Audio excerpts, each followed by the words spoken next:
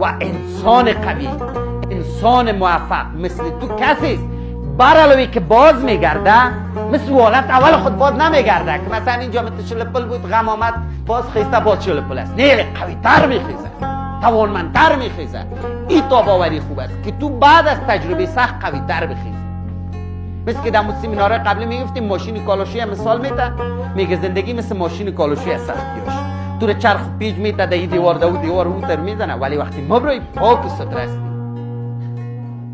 تو بنایسی یک مسلمان سختی در زندگی آمد بگو خدا کتمی سختی ایرد در جزای گناه مثلا گناه مکم. من متوجه بس فکر کنم خدا چی اشتباهات کردیم، کجا گناهی سر زده، یک میشه گناهی یادت بیاد، اما گناه را اسلام.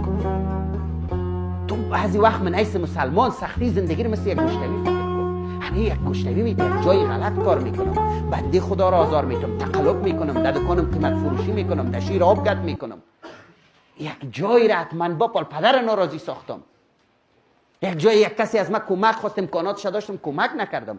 یعنی این چیزا رو پالیم توانمندتر از گذشته باید برخیزیم.